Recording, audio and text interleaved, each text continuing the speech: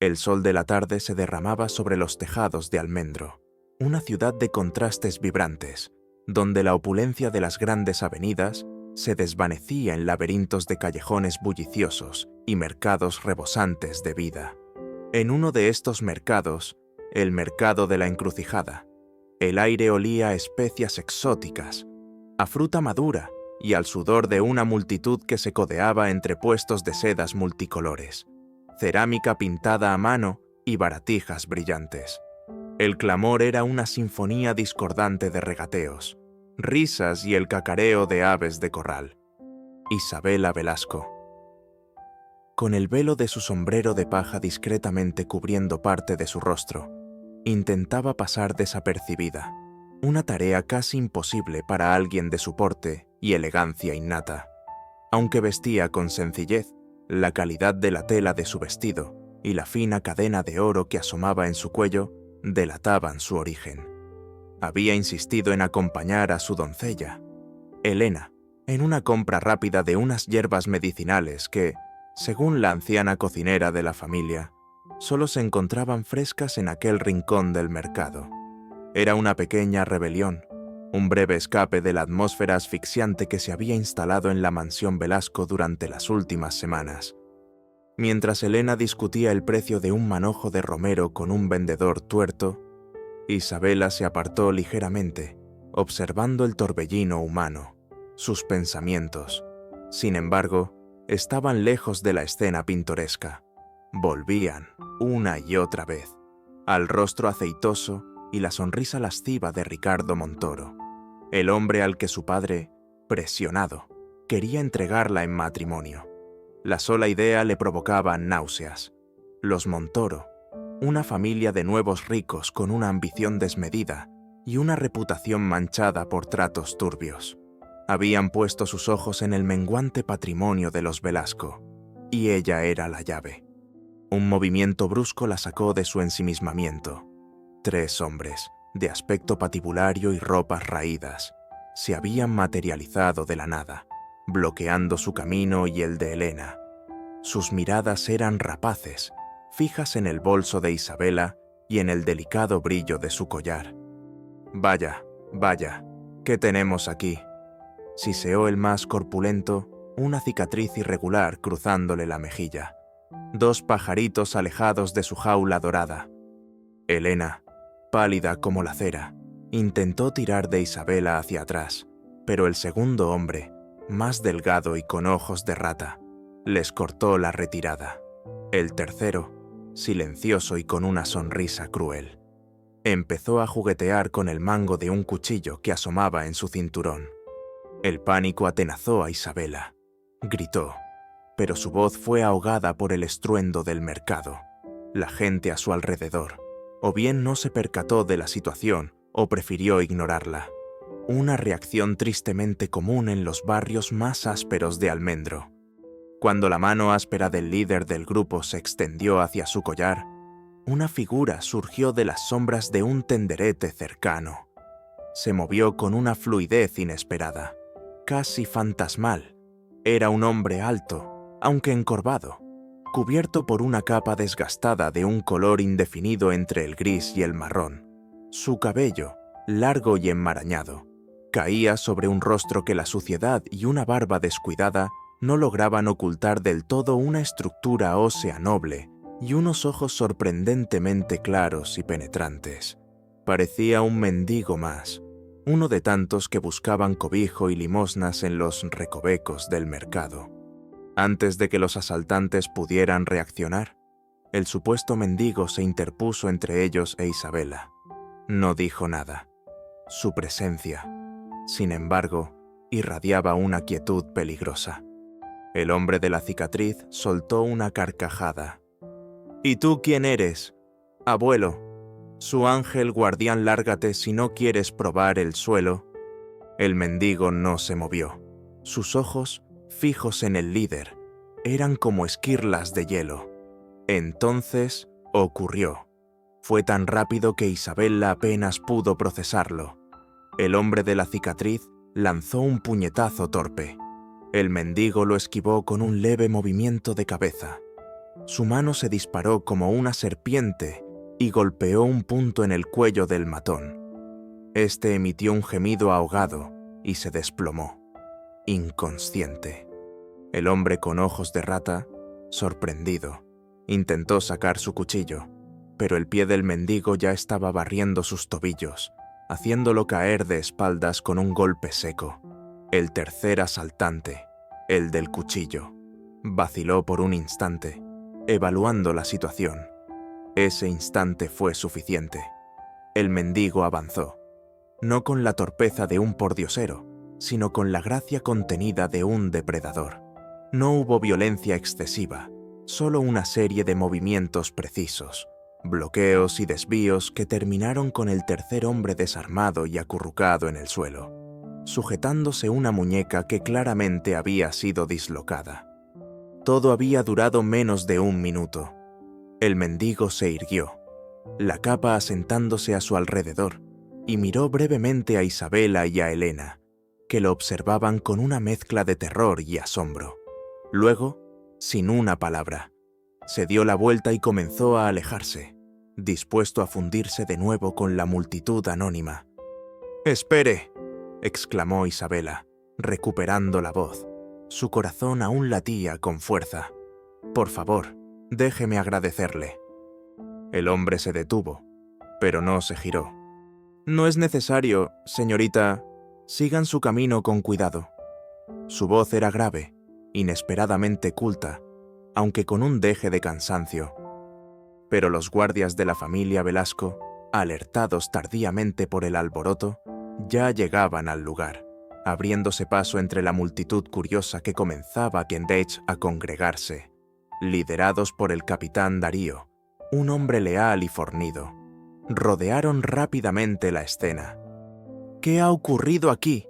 Señorita Isabela, ¿está bien?», preguntó Darío, su mirada preocupada pasando de Isabela a los hombres caídos y luego al extraño que le daba la espalda. Antes de que Isabela pudiera explicar, Elena, más pragmática, señaló al mendigo. «Él nos salvó, capitán. Esos malnacidos intentaron robarnos». Darío frunció el ceño, observando al hombre con suspicacia. La idea de que un mendigo hubiera reducido a 3 rufianes con tal eficiencia era difícil de creer. Sin embargo, la evidencia estaba en el suelo. «Acompáñenos, por favor», dijo Darío, su tono más una orden que una petición. El señor Velasco querrá agradecerle personalmente y escuchar su testimonio. El hombre finalmente se giró lentamente. Sus ojos claros se posaron en el capitán, luego en Isabela. Había una resignación en su mirada, como si supiera que su intento de permanecer en el anonimato había fracasado. Tras un instante de silencio, asintió levemente. La mansión Velasco se alzaba imponente en el distrito más próspero de Almendro, sus muros de piedra clara y sus amplios ventanales hablando de una riqueza y un linaje que, aunque ahora amenazados, aún conservaban su esplendor. En el interior, sin embargo, la atmósfera era sombría. Don Lorenzo Velasco, un hombre de cabellos plateados y rostro surcado por la preocupación, caminaba de un lado a otro en su estudio, una habitación revestida de madera oscura y estanterías repletas de libros encuadernados en cuero. «Es intolerable», exclamaba, su voz tensa, «que mi propia hija sea atacada a plena luz del día en nuestra ciudad. ¿A qué hemos llegado?». Catalina, su segunda esposa, una mujer todavía hermosa pero con una expresión perpetuamente amargada, estaba sentada en un sillón de terciopelo, abanicándose con indolencia. «Te lo dije, Lorenzo, esa niña es demasiado testaruda. Salir a esos barrios bajos. ¿Qué esperaba? Isabela solo quería unas hierbas. Catalina, y no es momento para reproches», replicó Lorenzo, deteniéndose frente a la ventana que daba a los jardines meticulosamente cuidados. La verdadera fuente de su angustia no era el incidente del mercado, por alarmante que fuera, sino la sombra implacable de Diego Montoro y su ultimátum. Si Isabela no aceptaba casarse con Ricardo en el plazo de un mes, los Montoro ejecutarían las deudas que habían ido adquiriendo astutamente sobre las propiedades Velasco, llevándolos a la ruina. Fue en ese momento cuando el capitán Darío fue anunciado. Entró seguido por Isabela, aún pálida pero recompuesta, y, para sorpresa de Lorenzo y Catalina, por el hombre de la capa raída. Alejandro, pues ese era el nombre que había murmurado escuetamente cuando Darío se lo preguntó. Observó el opulento estudio con una impasibilidad que desconcertó a Lorenzo. Sus ojos no mostraban ni la codicia ni el asombro que uno esperaría de un hombre de su aparente condición al encontrarse en semejante entorno. Simplemente observaba, como si estuviera catalogando cada detalle con una mente fría y analítica. Isabela relató brevemente lo sucedido, su voz aún temblorosa al recordar el miedo, pero firme al destacar la valentía y habilidad de su salvador. Lorenzo escuchó con creciente interés. Cuando ella terminó, se acercó a Alejandro. «Señor», comenzó Lorenzo, aunque la palabra sonaba extraña dirigida a alguien con ese aspecto. «Le estoy profundamente agradecido. Ha salvado a mi hija de un grave peligro.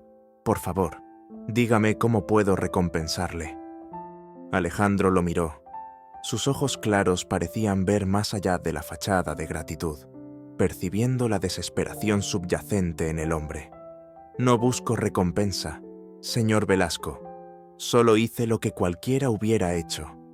«Nadie más lo hizo», intervino Isabela suavemente, sintiendo una extraña necesidad de defenderlo.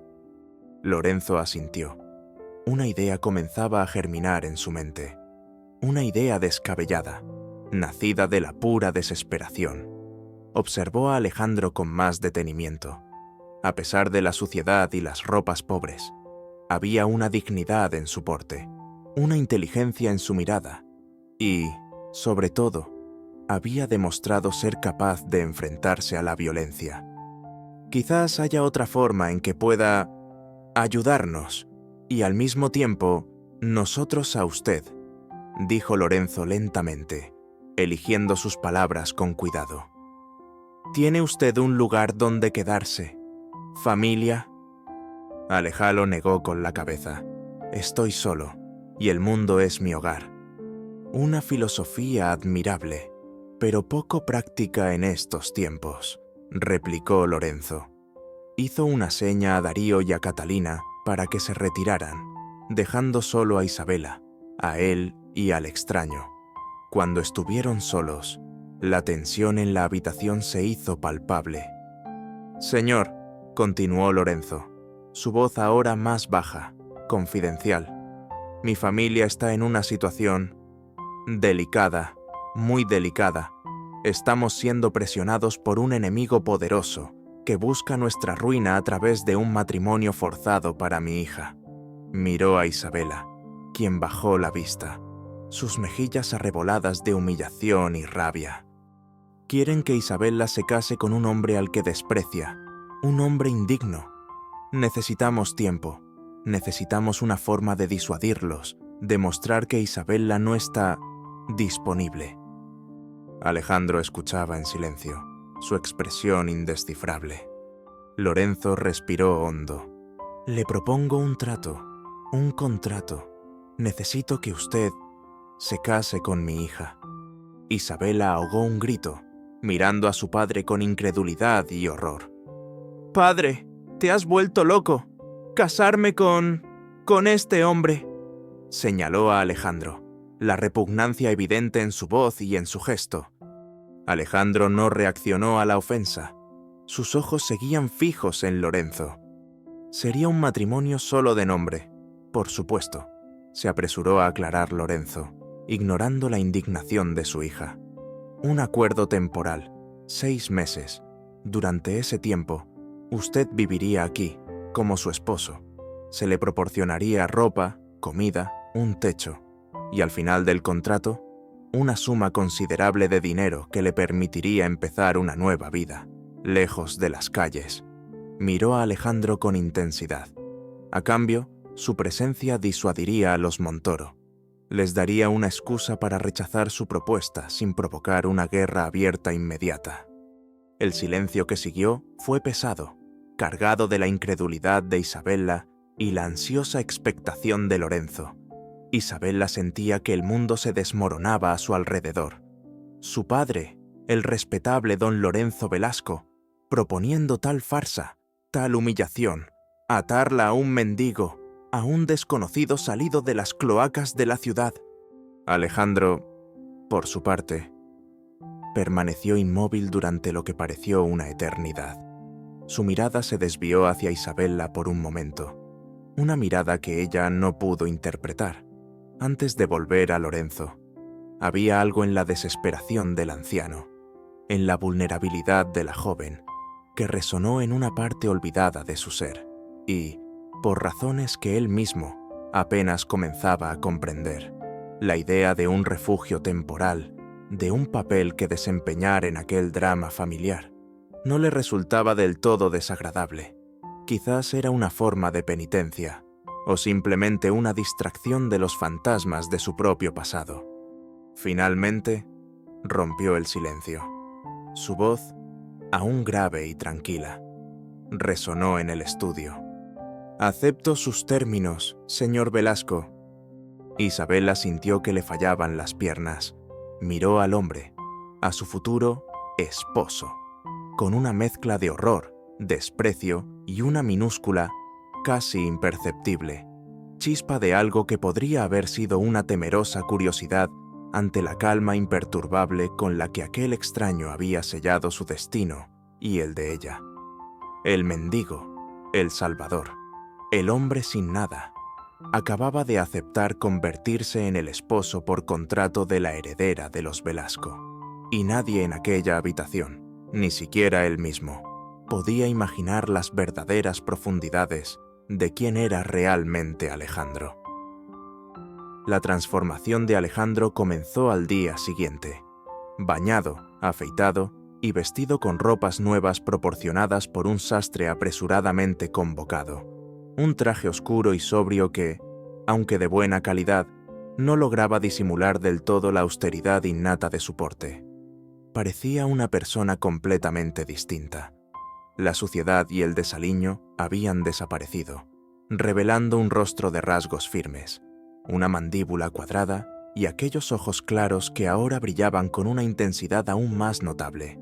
Seguía siendo delgado, casi ascético, pero su altura y la forma en que se movía con una economía de gestos deliberada le conferían una presencia imponente. La servidumbre de la mansión Velasco lo observaba con una mezcla de asombro, desdén y curiosidad mal disimulada. Los susurros lo seguían como una sombra persistente por los pasillos alfombrados y los salones opulentos. Dicen que era un mendigo de la calle. La señorita Isabella debe estar muriéndose de vergüenza.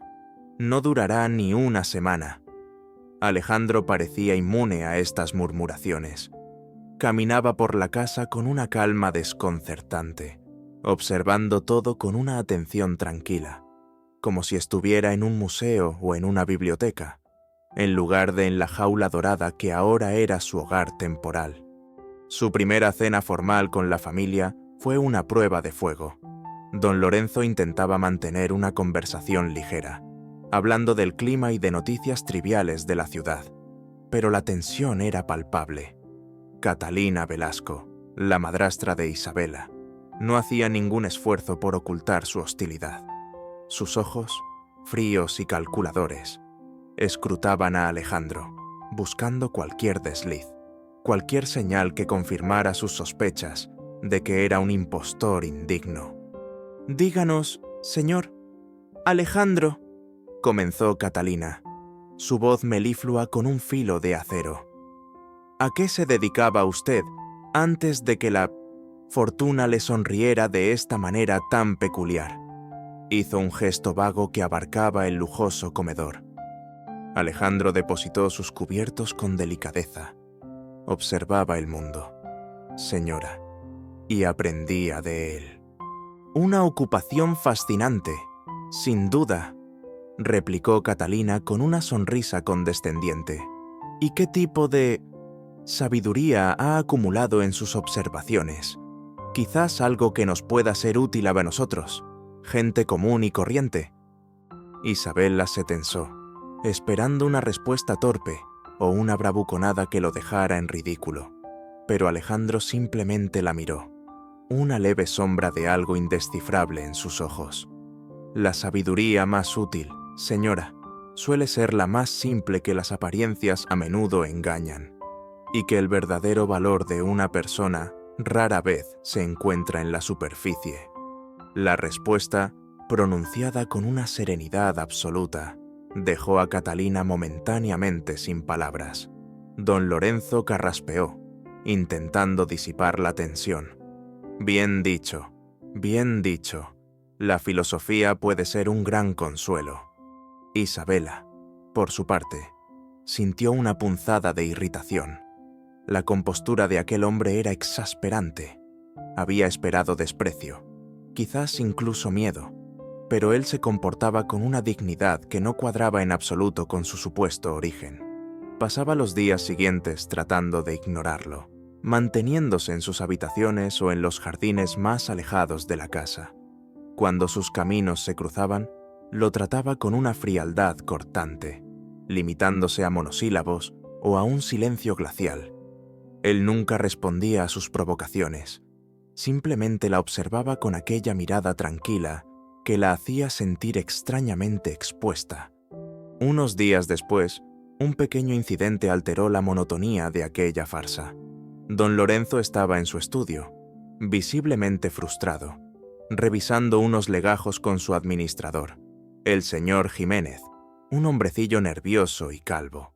Hablaban de un antiguo litigio sobre unos terrenos que los Montoro, con su habitual rapacidad, intentaban reactivar. «Es inútil, don Lorenzo», suspiraba Jiménez. «Los documentos originales que prueban nuestra titularidad se perdieron hace generaciones. Solo tenemos copias, y el abogado de Montoro argumenta que no son admisibles». Alejandro, que había entrado silenciosamente en el estudio para devolver un libro que había tomado de la biblioteca, un tratado sobre historia militar antigua, para sorpresa de todos, se detuvo discretamente cerca de la puerta. Isabela, que había ido a buscar a su padre, también escuchó la conversación desde el umbral. Vio la desesperación en el rostro de su padre. «Si tan solo pudiéramos encontrar alguna referencia en los archivos de la ciudad», murmuró Lorenzo, más para sí mismo que para los demás. «Pero son un caos. Nadie ha podido organizar esos legajos en décadas». Entonces, Alejandro habló, su voz tranquila cortando la atmósfera pesada. «Quizás debería buscar en la sección de edictos reales del siglo XVII, bajo el epígrafe de concesiones territoriales por servicios a la corona. A veces, las disputas menores se resolvían mediante decretos que afectaban a múltiples propiedades, y los escribanos de la época no siempre eran meticulosos al indexar los nombres de todas las familias implicadas individualmente». Lorenzo y Jiménez lo miraron con asombro. Isabela frunció el ceño. ¿Un mendigo hablando de archivos del siglo XVII y procedimientos de escribanos? ¿Y usted cómo sabe eso?, preguntó Jiménez con escepticismo. Alejandro se encogió ligeramente de hombros. «He leído algunos libros. La historia tiene patrones que se repiten». No ofreció más explicación. Aunque escéptico, Lorenzo estaba lo suficientemente desesperado como para intentarlo. Envió a Jiménez a los archivos de la ciudad con esas indicaciones. 2 días después, el administrador regresó, exultante, con una copia certificada de un antiguo edicto real que mencionaba, de forma casi casual, pero legalmente vinculante, la concesión original de esas tierras a un antepasado de los Velasco. Era la prueba que necesitaban. Lorenzo estaba eufórico y profundamente desconcertado. «¿Cómo lo supiste, Alejandro? ¿Realmente solo por leer libros?» Alejandro asintió. Los libros guardan mucha sabiduría olvidada, señor. Isabela observó la escena en silencio. Una extraña inquietud comenzaba a agitarse en su interior. Este hombre no era lo que parecía. Su conocimiento era demasiado específico, demasiado profundo. Mientras tanto, Ricardo Montoro no se había quedado de brazos cruzados. La noticia del matrimonio de Isabela Velasco con un completo desconocido lo había enfurecido y humillado. Decidió que, si no podía tener a Isabela, al menos se divertiría destrozando la reputación de su nuevo esposo y, por extensión, la de los Velasco. Los rumores comenzaron a circular por los salones y clubes de la élite de Almendro que el nuevo señor Velasco era un aventurero, un estafador, quizás incluso un criminal fugitivo. Ricardo se encargó personalmente de alimentar estas historias, añadiendo detalles inventados sobre el pasado oscuro y misterioso de Alejandro. La oportunidad de Ricardo para un ataque más directo llegó con el baile anual de la beneficencia, uno de los eventos sociales más importantes de la ciudad. Los Velasco, a pesar de sus problemas, estaban obligados a asistir y, por supuesto, Isabela debía ir acompañada de su esposo. Isabela se sentía miserable ante la perspectiva. Sabía que serían el centro de todas las miradas y las comidillas. Alejandro, sin embargo, aceptó la noticia con su habitual serenidad. Se vistió con el mismo traje oscuro, su única prenda formal, pero lo llevaba con una elegancia natural que contrastaba con la ostentación de muchos de los otros invitados. Apenas entraron en el salón de baile, Ricardo Montoro se acercó a ellos, una sonrisa maliciosa en sus labios. Iba acompañado de un grupo de sus aduladores habituales. «Vaya, vaya, Isabela, querida», dijo Ricardo, su voz lo suficientemente alta como para atraer la atención de los que estaban cerca. «Y este debe ser tu nuevo marido. Un placer conocerle, señor. Fingió olvidar el nombre. «¿Alejandro?», dijo este con calma, sin dejarse intimidar por la evidente hostilidad. «Ah, sí, Alejandro», continuó Ricardo. «He oído tantas historias interesantes sobre usted.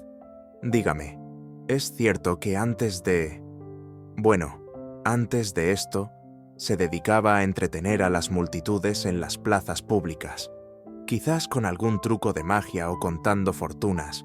¿Sus amigos rieron?» Isabela sintió la sangre subirle al rostro por la humillación.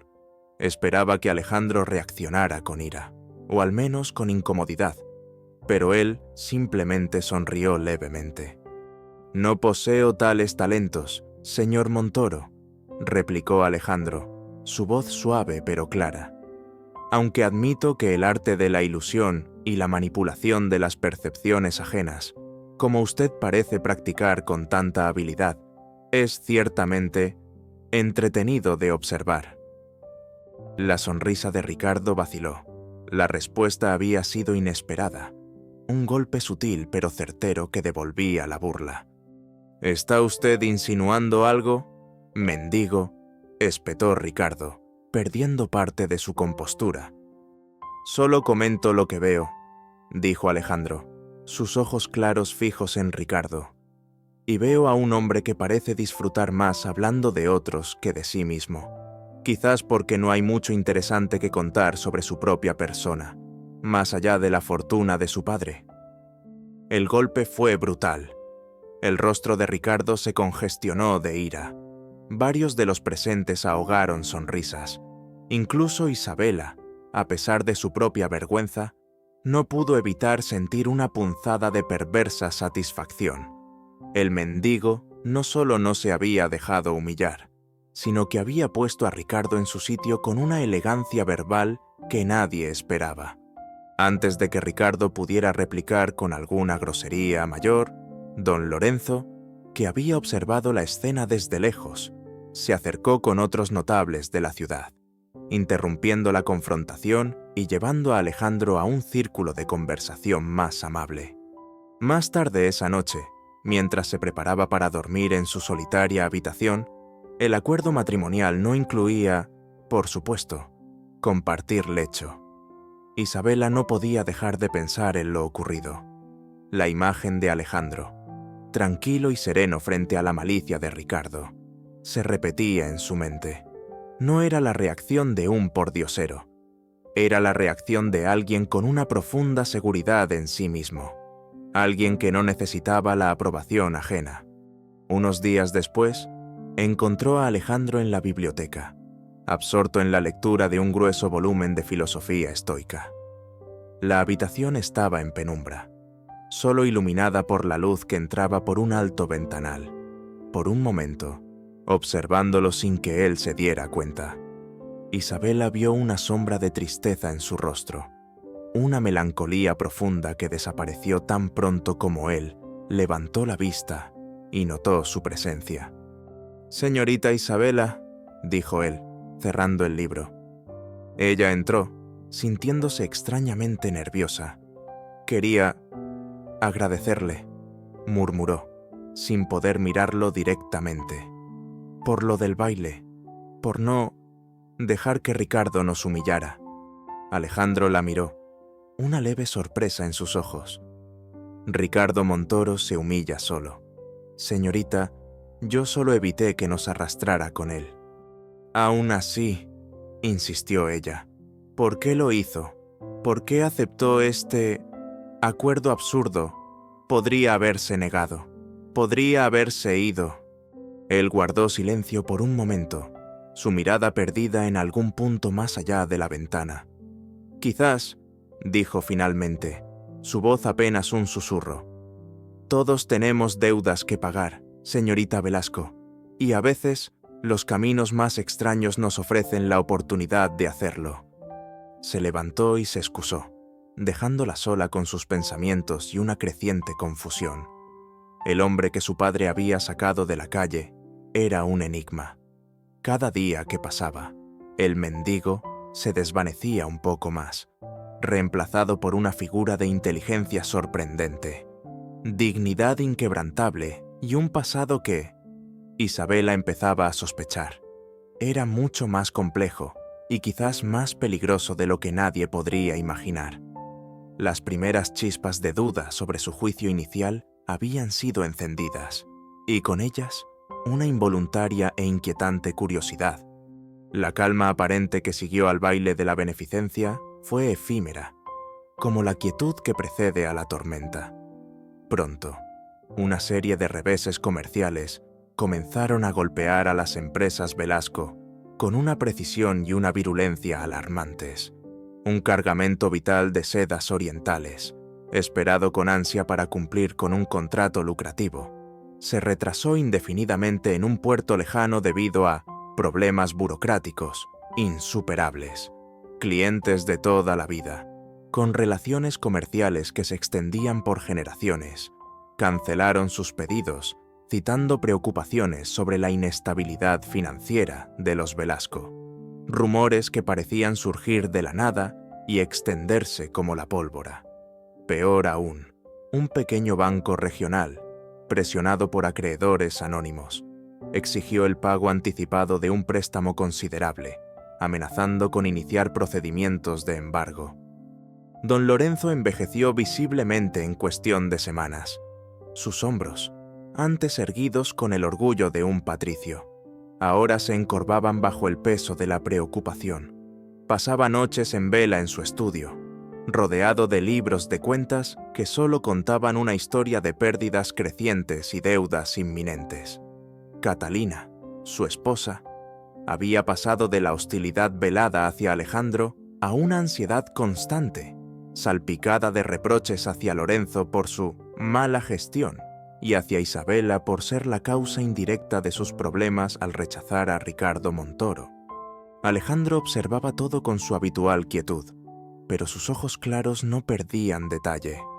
Durante las cenas, cada vez más tensas y silenciosas, escuchaba con atención las conversaciones fragmentadas sobre contratos fallidos y acreedores impacientes. A veces hacía una pregunta concisa, una observación inesperada que revelaba una comprensión sorprendentemente aguda de las finanzas y el comercio internacional, dejando a Lorenzo y a su administrador, el señor Jiménez, momentáneamente perplejos. ¿Ha considerado la posibilidad de diversificar sus rutas de suministro a través del puerto de Valoria, señor Velasco?, preguntó una noche, mientras Lorenzo lamentaba la pérdida del cargamento de sedas. Es un puerto más pequeño, pero menos congestionado y con aranceles potencialmente más favorables si se negocia con el gremio de comerciantes local. Sus lazos con la familia Espinoza de Valoria podrían ser útiles. Lorenzo lo miró fijamente. ¿Cómo sabes de mis lazos con los Espinoza? Es una relación comercial antigua, casi olvidada. Alejandro simplemente se encogió de hombros. Almendro es una ciudad de historias, señor, y yo soy un buen oyente. Pero Alejandro hacía más que escuchar. Discretamente, sin alardes, comenzó su propia investigación. A veces, Isabela lo veía en la biblioteca hasta altas horas de la noche, no siempre leyendo los clásicos, sino examinando mapas detallados de rutas comerciales, anuarios mercantiles y antiguos registros notariales que parecían no tener relación alguna con la filosofía estoica. En otras ocasiones, desaparecía de la mansión durante varias horas, especialmente al anochecer, regresando tan silenciosamente como se había ido, sin ofrecer explicaciones. Isabela, inicialmente consumida por su propia angustia y el temor a la ruina familiar, empezó a notar estos patrones. Su curiosidad, mezclada con una persistente desconfianza, la llevó a observarlo más de cerca. Una tarde, mientras pasaba por delante del pequeño despacho que se le había asignado a Alejandro, una concesión de su padre, más para mantener las apariencias que por otra cosa, lo vio inclinado sobre una mesa, escribiendo. No era la caligrafía torpe que uno esperaría de un hombre de la calle. Eran símbolos extraños, elegantes y fluidos, dispuestos en patrones complejos. Al sentir su presencia, él cubrió rápidamente el pergamino, pero no antes de que ella vislumbrara lo que parecía un intrincado diagrama. Paralelamente a esta actividad encubierta, las sombras del pasado de Alejandro comenzaban a agitarse con más fuerza. Las noches se convirtieron en un tormento. Se despertaba bañado en sudor frío, el eco de gritos de batalla y el brillo de acero ensangrentado aún vívidos en su mente. Veía fragmentos de un salón del trono dorado, ahora manchado de carmesí, el rostro de una mujer amada, pálido y sin vida, la traición en los ojos de quien había considerado un hermano, el peso de una corona perdida, de un reino traicionado y de una masacre que no pudo evitar. Lo aplastaba. Eran los fantasmas de su vida como Cael, el rey santo de Eldoria, un reino lejano y ahora legendario, un monarca que había intentado gobernar con justicia y compasión, solo para ver su mundo reducido a cenizas por la ambición y la oscuridad. ¿Había abdicado? No, había huido, llevando consigo solo la culpa y el recuerdo de su fracaso. Su vida como Alejandro, el mendigo, era una penitencia autoimpuesta, un intento de desaparecer del mundo. Estos episodios nocturnos no pasaron desapercibidos. Una madrugada, Elena, la doncella de Isabela, que se había levantado temprano, lo vio salir al balcón de su habitación, su figura recortada contra la luna menguante. Estaba inmóvil, mirando hacia el este, hacia un horizonte que solo él podía ver, su rostro marcado por una angustia tan profunda que Elena sintió un escalofrío. Se lo contó a Isabela, quien añadió esta pieza al creciente rompecabezas que era su esposo. Mientras tanto, Alejandro comenzaba a desentrañar la madeja de los problemas de los Velasco. Sus contactos, hombres y mujeres leales de su pasado, dispersos por el mundo, pero unidos por un juramento a su antiguo rey y que habían estado buscándolo discretamente durante años, le proporcionaron información crucial. Descubrió que los Montoro no solo estaban interesados en las propiedades visibles de los Velasco. Había algo más, un objetivo oculto en el laberinto de la historia familiar de Isabella. Un antiguo documento, mencionado en correspondencia codificada entre Diego Montoro y un misterioso socio extranjero. Hablaba de la reliquia de los fundadores, un objeto o un derecho vinculado al linaje Velasco que, al parecer, poseía un valor incalculable, quizás político o incluso místico. La crisis llegó a un punto crítico cuando se produjo un incendio en el principal almacén de los Velasco cerca del puerto. El fuego, que comenzó en mitad de la noche, amenazaba con destruir las pocas mercancías valiosas que les quedaban y, lo que era peor, los libros de contabilidad detallados que eran esenciales para cualquier intento de renegociar sus deudas. Don Lorenzo estaba al borde del colapso. Isabella, a pesar de su miedo, intentaba mantener la compostura, coordinando los esfuerzos de los sirvientes para salvar lo que se pudiera. Fue entonces cuando Alejandro actuó de una manera que nadie esperaba. Cuando llegaron las primeras noticias del incendio, él ya estaba en movimiento. Sin decir una palabra, se dirigió directamente al lugar. Isabella, movida por un impulso inexplicable, lo siguió a una distancia prudente, acompañada por el capitán Darío. Lo que vio la dejó atónita. Alejandro no se unió a las caóticas y a menudo ineficaces cadenas de cubos de agua. En lugar de eso, con una autoridad tranquila pero innegable, comenzó a dirigir a un grupo de estibadores y marineros que habían acudido al lugar. Sus órdenes eran precisas, su comprensión de la dinámica del fuego y la estructura del edificio, asombrosa. Señaló puntos débiles en el edificio contiguo para crear un cortafuegos improvisado. Ordenó que se concentraran los esfuerzos en una sección específica del almacén donde, según él, se encontraban los documentos más importantes.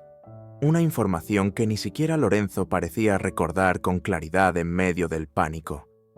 Hubo un momento en que una viga en llamas amenazó con desplomarse sobre un grupo de hombres.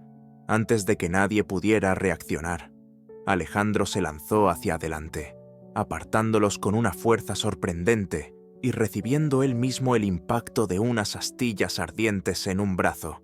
Apenas pareció notarlo, volviendo inmediatamente a dirigir las operaciones. Al amanecer, el incendio estaba controlado. Gran parte del almacén se había perdido. Pero, milagrosamente, la sección que contenía la oficina con los libros de contabilidad y algunos de los bienes más valiosos se había salvado, chamuscada pero intacta. Mientras los hombres agotados descansaban entre los escombros humeantes, Isabella se acercó a Alejandro. Su rostro estaba cubierto de hollín, su ropa chamuscada, y una fea quemadura comenzaba a amoratarse en su antebrazo. Pero sus ojos claros la miraron con la misma calma de siempre. ¿Cómo sabías dónde estaban los libros?, preguntó ella, su voz apenas un susurro. ¿Y cómo supiste qué hacer? Él la miró por un largo momento. He visto muchos incendios, señorita Velasco, y he aprendido que el pánico es el peor enemigo. Se tocó la quemadura con una mueca casi imperceptible. Esto sanará. Deberías ver a un médico, dijo ella, una preocupación genuina en su voz que la sorprendió a sí misma. Más tarde ese día, en la biblioteca, Isabella lo confrontó de nuevo. Don Lorenzo, aunque agradecido por la intervención de Alejandro, estaba demasiado abrumado para cuestionar los detalles, pero Isabella no podía ignorarlo. «Tú no eres un simple mendigo», dijo ella, sin rodeos. «Tu conocimiento, tus acciones durante el incendio, incluso la forma en que hablas, nada de eso encaja». Alejandro la observó, su expresión seria. «Le dije que las apariencias engañan, señorita». «¿Quién eres realmente, Alejandro?», insistió ella, dando un paso hacia él. «Mi familia está al borde de la ruina. Mi padre te trajo a esta casa. Te hizo mi esposo. Tengo derecho a saber. Él desvió la mirada hacia la ventana, hacia el cielo gris de almendro. Por un instante, Isabela vio una vulnerabilidad en él, una profunda tristeza que le oprimió el corazón. Soy alguien que una vez tuvo mucho y lo perdió todo, dijo finalmente, su voz cargada de un peso invisible. Alguien que intenta enmendar errores pasados. Por ahora, eso es todo lo que puedo decirle. Pero le doy mi palabra, señorita Velasco, que no haré nada que perjudique a su familia. Al contrario, si está en mi mano, intentaré protegerla. Sus palabras, aunque evasivas, llevaban un timbre de sinceridad que la desarmó.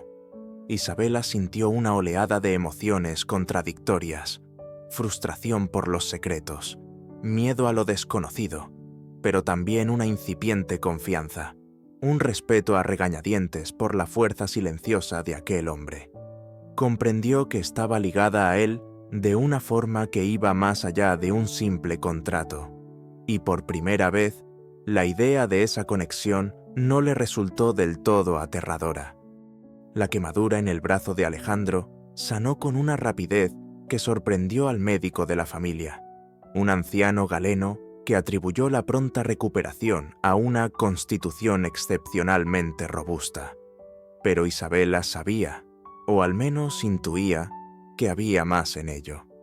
El hombre que se hacía llamar Alejandro era un compendio de misterios, y cada día que pasaba a su lado no hacía sino profundizar el enigma. Tras el incendio, Alejandro intensificó sus actividades encubiertas.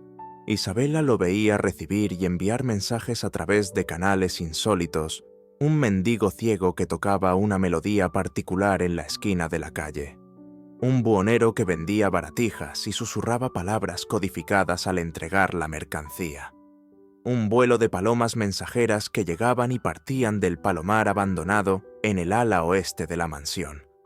Era evidente que disponía de una red de informantes, leales y eficientes, que se extendía mucho más allá de los muros de la mansión Velasco. Una noche, mientras la casa dormía, Alejandro recibió una visita, un hombre alto y sombrío, con el porte de un guerrero y una cicatriz que le cruzaba la ceja izquierda. Se deslizó en el pequeño despacho de Alejandro como una sombra. Se arrodilló con una reverencia que no era la de un sirviente a su amo, sino la de un soldado a su rey. Su nombre era Marcus, antiguo capitán de la Guardia Real de Eldoria, y uno de los pocos que había logrado escapar del cataclismo y había dedicado su vida a buscar a su soberano perdido. «Mi rey», murmuró Marcus, su voz ronca por la emoción contenida. «Le hemos encontrado. Al fin...» Alejandro, o Cael, como Marcus lo conocía, lo hizo levantarse. «No más mi rey, Marcus, ese hombre murió hace mucho tiempo». «Vive en nuestros corazones, Majestad», replicó Marcus con firmeza. «Y en la esperanza de nuestro pueblo disperso, hemos rastreado los movimientos de Diego Montoro y su misterioso socio, un tal, el Cardenal Negro, como se hace llamar. Sus tentáculos se extienden hasta la corrupta Curia del Este, y sí, están obsesionados con la reliquia de los fundadores de la Casa Velasco. Creen que es la llave de Eitel, un artefacto que, según las leyendas, puede abrir el paso a lugares que es mejor dejar cerrados». La información que Marcus proporcionó era detallada y alarmante. Los Montoro no eran simples usureros ambiciosos, eran peones, o quizás socios menores, en un juego mucho más grande y siniestro, orquestado por figuras poderosas que operaban desde las sombras. La reliquia de los fundadores no era un simple tesoro familiar, sino un objeto de poder con implicaciones que trascendían la mera riqueza material. Mientras Alejandro procesaba esta nueva y peligrosa dimensión del conflicto, Isabela, por su parte, había llegado a una decisión. No podía seguir siendo una espectadora pasiva, mientras su familia se desmoronaba y el hombre que, a pesar de todo, la estaba protegiendo, se enfrentaba solo a peligros desconocidos. Al día siguiente, lo confrontó en la biblioteca.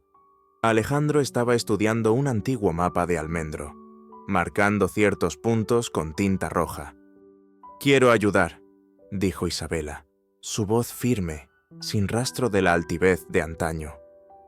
Alejandro levantó la vista, sus ojos claros estudiando su rostro. «¿Ayudar en qué, señorita Velasco?» «En esto», replicó ella, haciendo un gesto que abarcaba los mapas, los mensajes codificados, la lucha contra los Montoro. «Es mi familia la que está en peligro. Conozco esta ciudad, conozco a su gente, conozco los negocios de mi padre.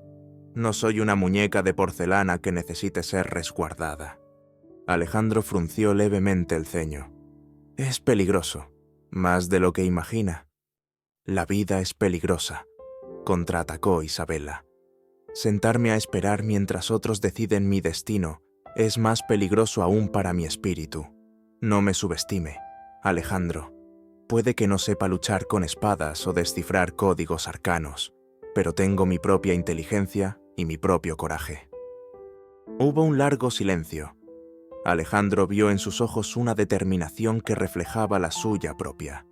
Vio también la chispa de la antigua nobleza Velasco, una herencia de valor y resistencia que no había sido doblegada por la adversidad. Reconoció, quizás a regañadientes, que ella podría ser una aliada valiosa. «Está bien», dijo finalmente, «pero con una condición: obedecerá mis instrucciones sin cuestionarlas cuando la seguridad esté en juego. No arriesgaré su vida innecesariamente». Isabela asintió, un brillo de triunfo en su mirada. «Trato hecho». Don Lorenzo, al enterarse de la decisión de su hija, protestó débilmente, pero en el fondo sabía que Isabela había heredado la terquedad de su difunta madre y que oponerse sería inútil. Además, una parte de él se sentía aliviada. La carga parecía menos pesada compartida. Catalina, por supuesto, montó en cólera, acusando a Isabela de buscar emociones baratas y de poner en peligro el ya precario honor de la familia, pero sus diatribas fueron ignoradas. Así comenzó una alianza inesperada. Alejandro e Isabela empezaron a trabajar juntos, revisando antiguos archivos familiares en busca de cualquier mención a la reliquia de los fundadores. Isabela, con su conocimiento de la historia familiar, pudo descifrar anotaciones crípticas en los diarios de sus antepasados que a Alejandro le habrían llevado semanas entender. Descubrieron que la reliquia no era un objeto físico único, sino una serie de claves o artefactos menores que, unidos, revelaban la ubicación de algo mucho más importante, algo que un antepasado Velasco, un erudito y místico, había escondido para protegerlo de manos indignas. Sus investigaciones también los llevaron a profundizar en las actividades de Ricardo Montoro. Descubrieron que el joven no era solo un libertino superficial, bajo la dirección de su padre, y con una crueldad propia. Ricardo estaba involucrado en una red de contrabando que utilizaba los muelles y almacenes que pretendían arrebatar a los Velasco. Además, estaba extorsionando a pequeños comerciantes y utilizando matones para silenciar a cualquiera que se interpusiera en su camino. Una noche, siguiendo una pista proporcionada por Marcus, Alejandro e Isabela se aventuraron en los barrios bajos del puerto, disfrazados para no ser reconocidos. Necesitaban obtener pruebas de una reunión secreta entre Ricardo y uno de sus secuaces más notorios, un tal El Navaja. Isabela, a pesar del entorno sórdido y el peligro palpable, mantuvo la compostura. Su conocimiento de los callejones olvidados, remanente de sus escapadas infantiles con su hermano mayor, ahora fallecido, les permitió evitar las patrullas de la guardia portuaria y acercarse sin ser detectados a la taberna ruinosa donde se celebraba la reunión. Desde un escondite oscuro, escucharon a Ricardo jactarse de cómo pronto tendría todo Almendro comiendo de su mano, y cómo los Velascos serían historia. Mencionó un gran golpe que estaban planeando, relacionado con la reliquia, que los haría inmensamente ricos y poderosos, y complacería enormemente a el Cardenal Negro. Cuando se disponían a retirarse, un perro callejero comenzó a ladrar, alertando a los guardias apostados fuera de la taberna. En la confusión que siguió, uno de los matones de Ricardo los vio. Se produjo una breve y tensa persecución por los estrechos y laberínticos callejones. Alejandro, protegiendo a Isabela, se movía con una agilidad y una precisión letales, incapacitando a sus perseguidores con golpes rápidos y certeros, siempre evitando causar daños permanentes si era posible. En un momento crítico, cuando estaban acorralados en un callejón sin salida, Isabela demostró su valía. Mientras Alejandro se enfrentaba a 2 matones, un tercero intentó sorprenderlo por la espalda. Isabela, viendo el peligro, agarró una vieja cesta de pescado podrido y la arrojó con todas sus fuerzas a la cara del atacante, distrayéndolo lo suficiente para que Alejandro pudiera neutralizarlo. Lograron escapar por los pelos, el corazón latiéndoles con fuerza, la adrenalina recorriendo sus venas.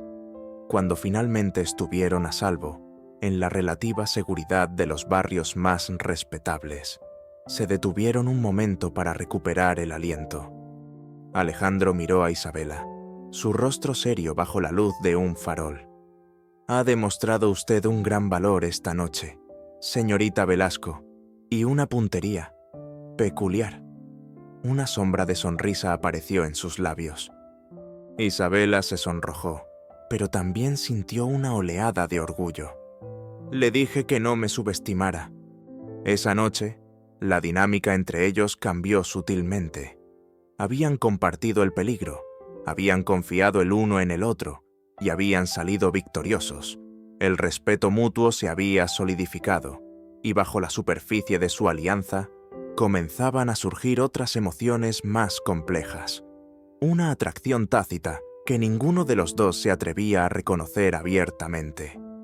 Tenían una idea más clara de a qué se enfrentaban la codicia de los Montoro, la crueldad de Ricardo, y detrás de ellos, la ominosa figura de el Cardenal Negro y su búsqueda de la reliquia de los fundadores, la llave de Ethel.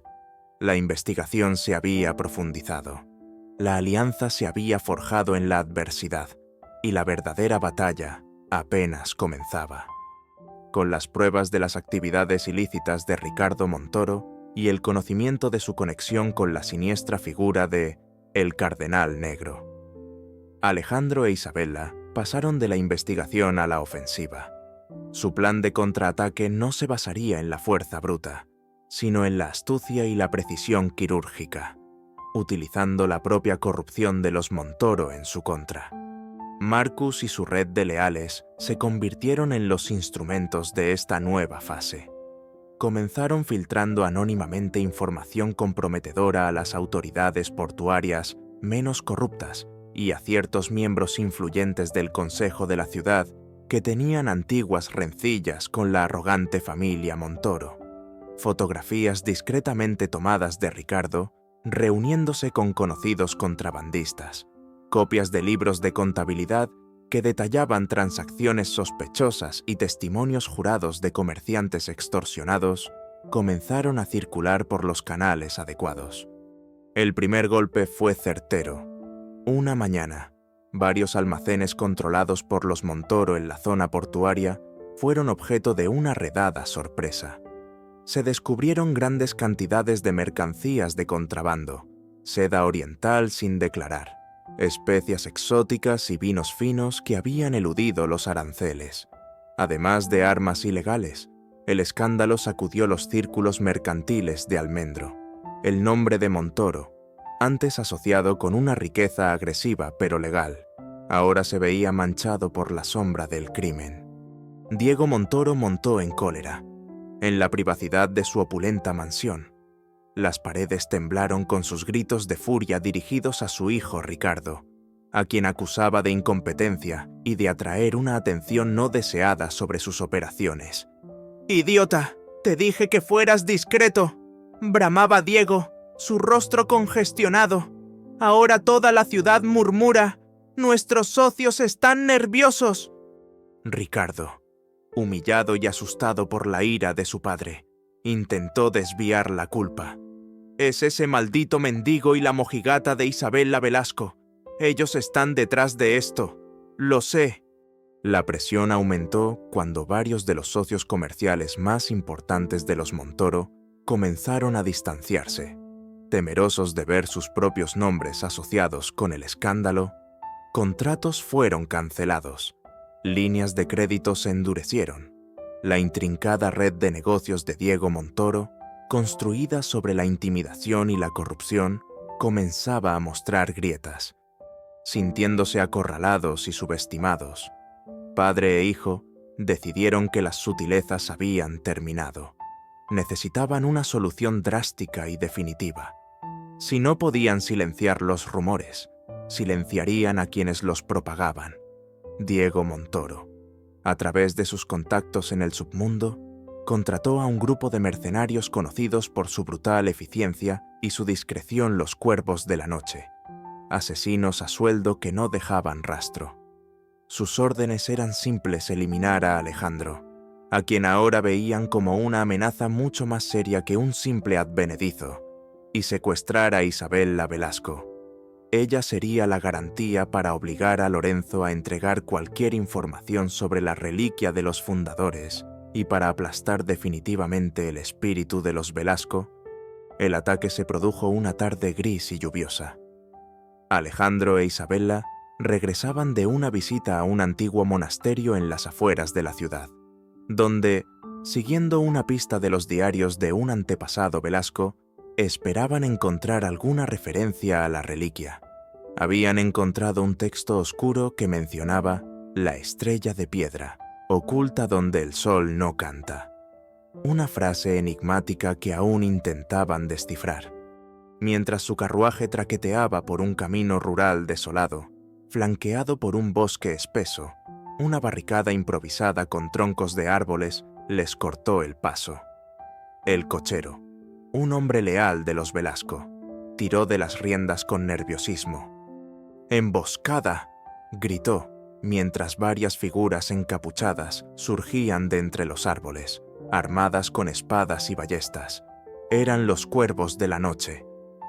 Alejandro reaccionó con una velocidad inhumana.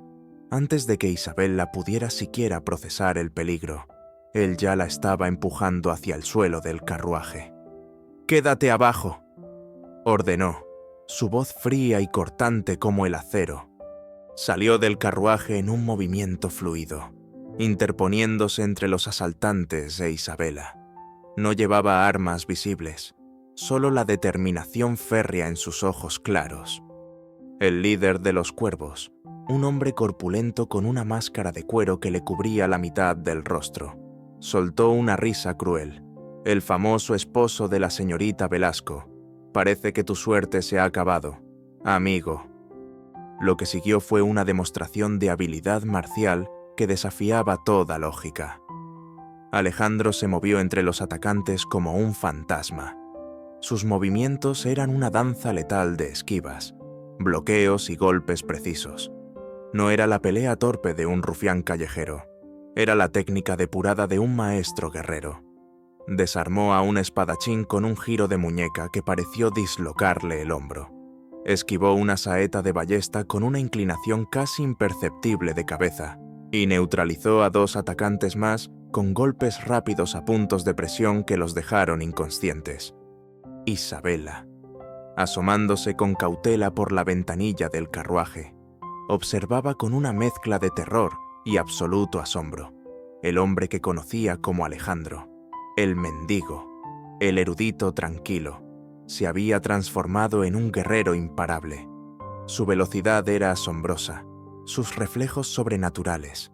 Cada movimiento era económico, preciso y devastador. No había ira en su rostro, solo una concentración helada, una eficiencia temible. En un momento, 2 de los cuervos lograron acercarse a Isabela, intentando abrir la puerta del carruaje. Alejandro, que estaba ocupado con otros 3, pareció sentir el peligro. Con un grito gutural que no sonó humano, se lanzó hacia ellos, cubriendo la distancia en un parpadeo. Uno de los mercenarios cayó con la garganta aplastada antes de que pudiera emitir un sonido. Al otro, Alejandro le rompió el brazo con un chasquido escalofriante y lo arrojó a un lado como si fuera un muñeco de trapo. La brutalidad controlada de Alejandro sembró el pánico entre los atacantes restantes. El líder, viendo a sus hombres caer como moscas, intentó una retirada desesperada, pero Alejandro ya estaba sobre él. Un breve intercambio de golpes, y el hombre de la máscara de cuero yacía en el barro, gimiendo de dolor, con una pierna rota en un ángulo antinatural. En cuestión de minutos, la emboscada había terminado. Varios mercenarios yacían inmóviles o heridos en el camino.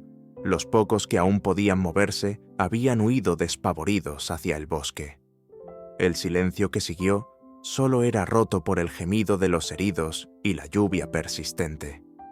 Alejandro se irguió, su pecho subiendo y bajando mientras recuperaba el aliento. Se giró lentamente hacia el carruaje. Su rostro estaba impasible, pero sus ojos, cuando se encontraron con los de Isabela, reflejaban una tormenta de emociones contenidas. Vio la conmoción en la mirada de ella, el miedo, pero también una incipiente comprensión de que él era mucho más peligroso de lo que jamás había imaginado. Se acercó y le ofreció una mano para ayudarla a bajar. Su mano estaba firme, pero ella sintió un ligero temblor en la de él. «¿Estás bien?», logró susurrar Isabela, su voz temblorosa. Todavía no podía apartar la mirada de los cuerpos caídos, de la violencia que acababa de presenciar. «Lo estoy», respondió él, su voz un poco más áspera de lo normal. Examinó rápidamente al cochero, que había recibido un golpe en la cabeza pero estaba consciente. «Debemos salir de aquí, vendrán más».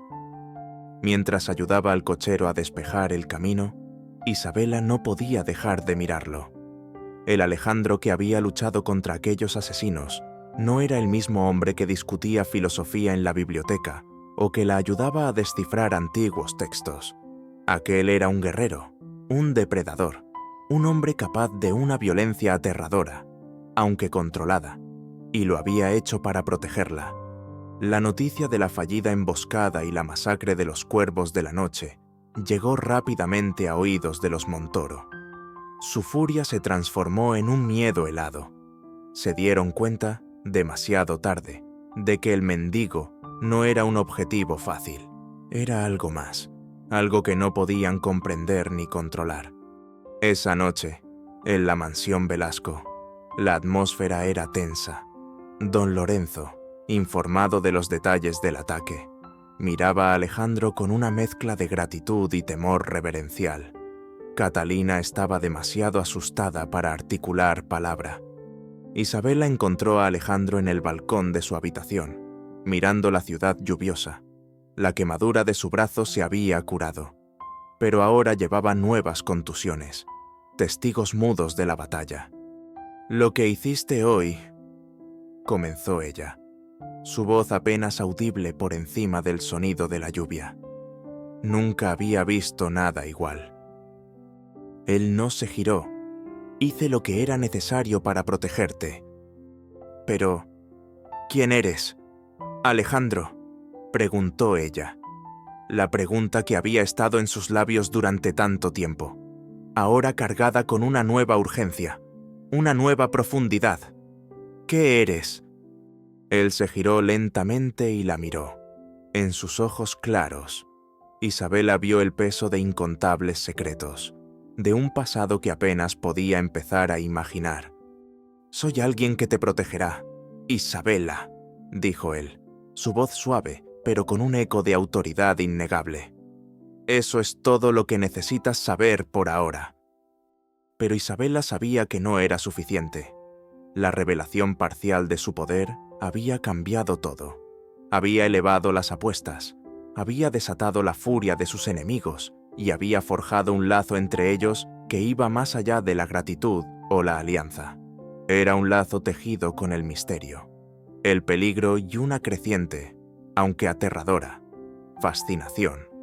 El hombre que se hacía llamar Alejandro era una fuerza de la naturaleza, y ella estaba atrapada en el ojo de su tormenta. La calma que siguió al fallido intento de secuestro fue tensa, premonitoria. Alejandro, o Cael como ahora, Isabela comenzaba a sospechar que podría ser su verdadero nombre o uno de gran significado. Se movía por la mansión Velasco con una vigilancia intensificada, sus ojos claros rastreando constantemente las sombras, sus oídos atentos al menor sonido fuera de lo común. Sabía que los Montoro y la entidad más oscura que los manejaba no se quedarían de brazos cruzados. La derrota de los cuervos de la noche no sería el final, sino el preludio de una ofensiva mucho más desesperada y brutal. Y así fue. Una noche, cuando una luna enferma apenas perforaba el denso manto de nubes, la mansión Velasco fue sacudida desde sus cimientos. No fue una incursión sigilosa, sino un asalto en toda regla. Decenas de hombres armados, mercenarios curtidos con el emblema de un cuervo negro con ojos rojos, la marca personal de El Cardenal Negro, irrumpieron en los terrenos de la mansión, superando rápidamente a la escasa guardia de los Velasco. Gritos de alarma y el choque de acero resonaron en la quietud de la noche. El caos se apoderó de la casa. Don Lorenzo, pálido pero resuelto, intentó organizar una defensa con los pocos sirvientes leales que sabían empuñar un arma. Catalina, por una vez, había perdido su compostura y se había desmayado del terror, siendo atendida por una temblorosa Elena. Isabela, con el corazón martilleándole en el pecho, se encontró junto a su padre, un viejo pistolón de duelo en sus manos temblorosas, decidida a no caer sin luchar. Los atacantes, liderados por un hombre gigantesco con una armadura oscura y un hacha de 2 manos, avanzaban implacablemente, sus rostros impasibles y crueles. Pronto, la familia Velasco y sus últimos defensores se vieron acorralados en el gran salón, las puertas astilladas y a punto de ceder. Ricardo Montoro apareció entonces entre los asaltantes, su rostro desencajado por una mezcla de triunfo y sed de venganza. «Se acabó. Velasco», gritó, su voz aguda y desagradable. «Tu casa es mía, tu hija es mía, y tu patético esposo pronto será pasto de los cuervos». En ese instante, cuando toda esperanza parecía perdida, Alejandro dio un paso al frente. Había estado en silencio, observando la marea de enemigos, su rostro una máscara de calma gélida. Pero ahora, algo en él cambió. La humildad autoimpuesta, la apariencia de un hombre común, se desvaneció como una capa desechada. Su postura se irguió, sus hombros se ensancharon y una aura de poder puro, de autoridad ancestral, comenzó a emanar de él. «Ricardo Montoro», dijo Alejandro, y su voz ya no era la del mendigo tranquilo, sino la de un comandante acostumbrado a ser obedecido. Una voz que resonó con un eco de trueno contenido. «Has cometido tu último error». Se arrancó la sencilla camisa que llevaba, revelando un torso marcado por antiguas cicatrices de batalla, pero también por un tatuaje intrincado sobre su corazón, un sol naciente rodeado de 7 estrellas, el antiguo emblema de los Reyes Santos de Eldoria. Luego, levantó la cabeza hacia el techo abovedado del salón y emitió un silbido agudo, penetrante, un sonido que pareció trascender las paredes de piedra y volar hacia la noche.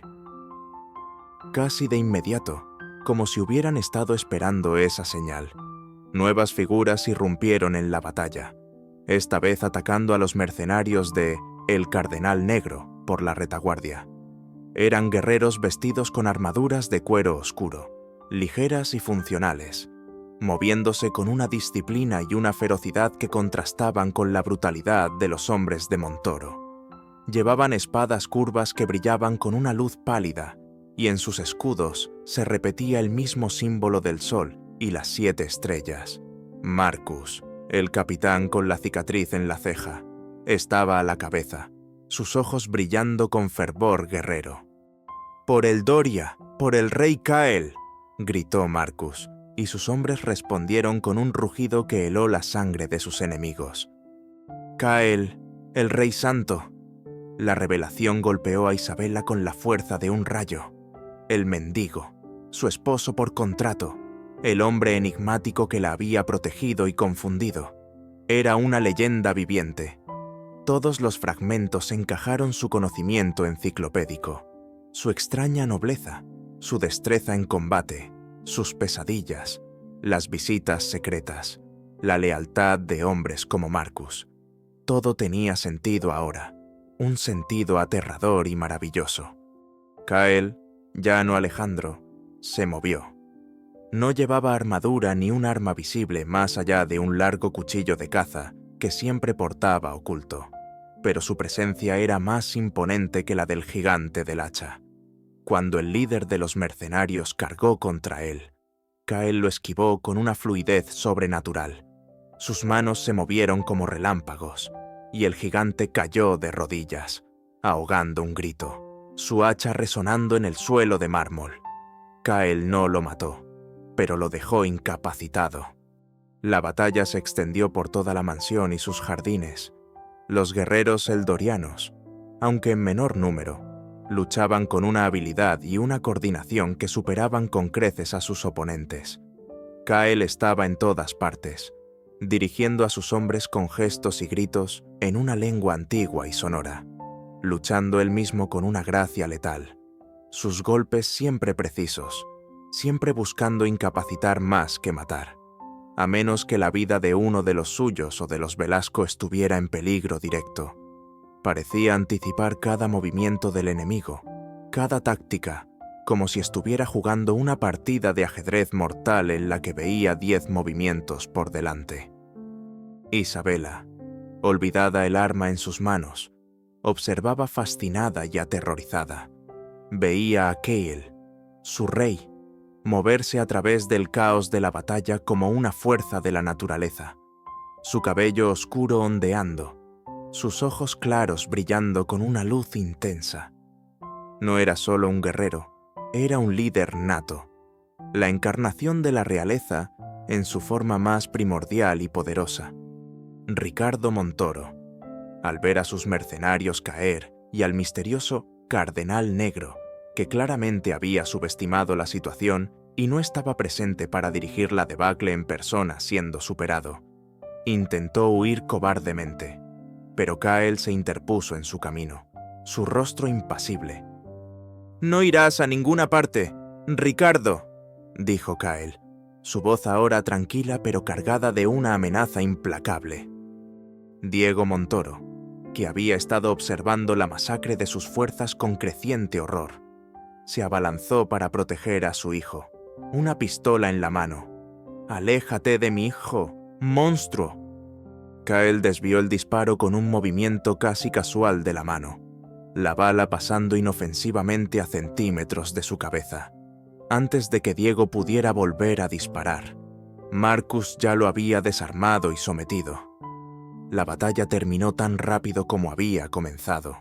Los mercenarios de El Cardenal Negro estaban muertos, heridos o se habían rendido. Los Montoro, padre e hijo, eran prisioneros. Cael se acercó a ellos. Su mirada se posó primero en Diego, luego en Ricardo, quien temblaba incontrolablemente. «Vuestra ambición ha traído la ruina sobre vosotros mismos», dijo Cael, su voz resonando con la autoridad de un juez. «Habéis intentado destruir a una familia honorable. Habéis conspirado con fuerzas oscuras por un poder que no comprendéis. Vuestro reinado de terror en Almendro ha terminado». Se giró hacia Marcus. «Llévenselos. Serán entregados a la justicia. la poca que quede en esta ciudad que no esté corrompida por gente como ellos, y si no la hay, crearemos una nueva. Marcus asintió. Como ordené, Majestad. Cuando los prisioneros fueron retirados y sus guerreros comenzaron a asegurar la mansión y a atender a los heridos, Kael finalmente se permitió un momento de respiro. Estaba cubierto de polvo y sudor, con algunos cortes superficiales, pero ileso en su mayor parte. Se giró hacia Isabela, don Lorenzo y los demás, que lo miraban con una mezcla de asombro, gratitud y un temor casi reverencial. Isabela dio un paso tentativo hacia él. Su mente luchaba por asimilar la magnitud de lo que había presenciado. La identidad del hombre que tenía delante, el mendigo, se había desvanecido por completo, reemplazado por Kael de Eldoria, el Rey Santo, una figura de leyendas y canciones olvidadas, su esposo por contrato. «Kael», susurró ella, probando el nombre en sus labios. Sonaba antiguo, poderoso, real. Él la miró, y por primera vez desde que la batalla había comenzado, vio una sombra de la antigua vulnerabilidad en sus ojos, el peso de su pasado, de su identidad revelada. «Sí, Isabela», dijo él suavemente, «ese es mi nombre». El mundo de Isabela Velasco había cambiado para siempre. El hombre al que estaba ligada por un contrato absurdo no era solo un protector enigmático, era un rey exiliado, un héroe de un reino perdido, una leyenda hecha carne, y su historia juntos apenas había comenzado. La batalla decisiva había terminado, pero la guerra por el alma de Kael, y quizás por el futuro de ambos, estaba lejos de concluir. El amanecer que siguió a la larga noche de batalla encontró la mansión Velasco maltrecha pero en pie, un símbolo de la resistencia de sus habitantes. Los guerreros eldorianos de Kael, eficientes y disciplinados, habían asegurado el perímetro, atendido a los heridos, tanto amigos como enemigos, pues tal era la costumbre de su rey, y comenzado la lúgubre tarea de retirar los cuerpos de los caídos. Almendro despertó con la noticia de la increíble batalla en la mansión Velasco y la aún más increíble revelación sobre la identidad del esposo de Isabela. Los rumores volaron como hojas en el viento que un rey perdido de una tierra lejana había aparecido, que los todopoderosos Montoro habían sido aplastados, que fuerzas oscuras habían sido repelidas. La ciudad, acostumbrada a la corrupción y al miedo impuestos por los Montoro, contenía la respiración, esperando ver qué nuevo poder se alzaría. Don Lorenzo, con lágrimas de gratitud en los ojos, no sabía cómo expresar su agradecimiento a Kael. Había acogido a un mendigo y había encontrado a un salvador, a un rey. Catalina, por su parte, había pasado del terror a un asombro mudo. La arrogancia se había desvanecido, reemplazada por un respeto temeroso hacia el hombre que había salvado sus vidas y su fortuna. Kael, actuando con la autoridad tranquila que siempre había poseído, pero que ahora ejercía abiertamente, coordinó con Marcus la entrega de Diego y Ricardo Montoro a los pocos magistrados de la ciudad que aún conservaban una pizca de integridad. Las pruebas de sus crímenes eran abrumadoras: contrabando, extorsión, conspiración, intento de asesinato y la traición de aliarse con el Cardenal Negro, cuyo nombre comenzaba a ser susurrado con pavor en los círculos informados. El imperio de los Montoro, construido sobre cimientos de codicia y miedo, se desmoronó en cuestión de días. Sus activos fueron congelados, sus redes criminales desmanteladas. La justicia, largamente esperada en Almendro, comenzaba a abrirse paso. En cuanto a el Cardenal Negro, la derrota de sus mercenarios y la caída de los Montoro representaron un duro golpe a sus planes en la región. Aunque la cabeza de la organización seguía oculta en las sombras lejanas, su influencia en Almendro había sido neutralizada por el momento. Kael sabía que esta batalla era solo una escaramuza en una guerra mucho más larga contra las fuerzas que el cardenal representaba. Una guerra que había comenzado mucho antes de su llegada a esta ciudad. En los días que siguieron, mientras la mansión era reparada y la vida intentaba volver a una nueva normalidad, Kael e Isabela pasaron mucho tiempo juntos. Una tarde, en la tranquilidad de la biblioteca ahora restaurada, él finalmente le contó toda su historia, la gloria y la tragedia de Eldoria, el reino del sol, la traición de su más cercano consejero. Malacor, quien sospechaba ahora, podría ser o estar aliado con el Cardenal Negro. La masacre que lo obligó a huir, creyendo que su línea y su pueblo estaban perdidos, y los años de errar como un fantasma, cargando con la culpa de no haber podido proteger a los suyos. Llevé el nombre de Alejandro como un recordatorio de mi fracaso, confesó Kael, su voz cargada de una antigua pena. Alejandro significaba defensor de los hombres, y yo no había podido defender a nadie. Isabela escuchaba en silencio, su corazón encogiéndose ante el dolor que veía en sus ojos. Cuando terminó, ella tomó suavemente su mano, una mano callosa por la vida en las calles y fuerte por innumerables batallas. No fracasaste, Kael, dijo ella con firmeza. Luchaste, sobreviviste y has protegido a mi familia. Has traído justicia a esta ciudad.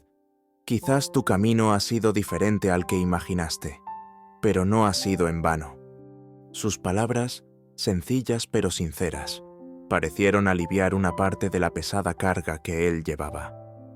Juntos también resolvieron el misterio de la reliquia de los fundadores, siguiendo la pista de la estrella de piedra oculta donde el sol no canta. Investigaron los sótanos más profundos y olvidados de la mansión. Detrás de una pared falsa, en una antigua bodega, encontraron un pequeño cofre de piedra. Dentro no había oro ni joyas, sino un conjunto de lentes de cristal tallado y un diario escrito en una lengua antigua que Kael reconoció como una forma arcaica de eldoriano. El diario pertenecía al antepasado místico de Isabela. Las lentes, cuando se usaban bajo la luz de las estrellas en ciertos puntos geográficos, revelaban patrones celestiales y líneas de energía terrestre.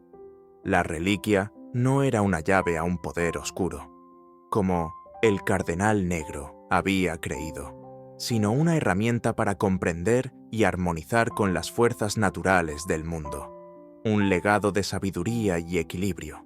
Decidieron que el diario y las lentes permanecerían bajo la custodia de la familia Velasco, sus legítimos guardianes, para ser estudiados y preservados. Mientras tanto, la noticia de la reaparición del rey Kael se extendió entre los eldorianos dispersos por el mundo. Delegaciones comenzaron a llegar a Almendro, hombres y mujeres que habían mantenido viva la esperanza durante años. Ahora, con los ojos brillantes al ver a su rey, le imploraron que regresara, que los guiara para reclamar su patria ancestral, para reconstruir Eldoria. Kael se encontró en una encrucijada. El deber hacia su pueblo era un llamado poderoso, grabado en su sangre, pero la idea de volver a la política, a las intrigas de la corte, a la guerra constante para recuperar un reino perdido, le resultaba agotadora. Había encontrado una extraña paz en su vida como Alejandro y en la compañía de Isabela. Había descubierto algo que se parecía mucho a la felicidad, un sentimiento que creía perdido para siempre.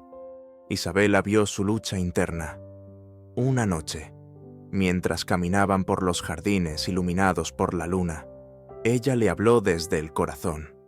Kael, amo al hombre que conocí como Alejandro y admiro al rey que eres. Sea cual sea tu decisión, la apoyaré. Si decides reclamar tu trono, iré contigo. Si me aceptas, si decides buscar otro camino, lo recorreré a tu lado. Tu pueblo te necesita, pero tú también mereces encontrar tu propia paz. Sus palabras le dieron la claridad que buscaba. Miró a Isabela, su rostro iluminado por la suave luz, y vio en sus ojos no solo amor, sino también una fuerza y una sabiduría que igualaban las suyas. «Isabela», dijo él, tomando sus manos, «mi lugar ya no está en un trono de oro en una tierra lejana. El Doria vive en el corazón de su gente, no en un pedazo de tierra. Mi deber es guiarlos, protegerlos, ayudarlos a construir un nuevo futuro, donde quiera que estén. Pero mi vida la quiero aquí, contigo, si tú así lo deseas». Y luego, el rey santo del Doria, el hombre que había sido un mendigo, se arrodilló ante Isabel la Velasco. Nuestro contrato matrimonial fue una farsa, nacida de la desesperación, pero los sentimientos que han crecido entre nosotros son la verdad más profunda de mi existencia. Isabela Velasco, ¿me harías el honor de ser mi esposa, mi reina, mi compañera en este nuevo comienzo, no por contrato, sino por amor? Las lágrimas corrían por las mejillas de Isabela mientras asentía, incapaz de hablar. Él le deslizó en el dedo un sencillo anillo de plata que siempre había llevado oculto, un anillo que había pertenecido a su madre, la reina del Doria. El tiempo pasó. Cael, con la ayuda de Isabela y los recursos de la ahora próspera Casa Velasco, estableció una fundación para ayudar a los refugiados eldorianos a asentarse y prosperar en nuevas tierras, preservando su cultura y sus tradiciones.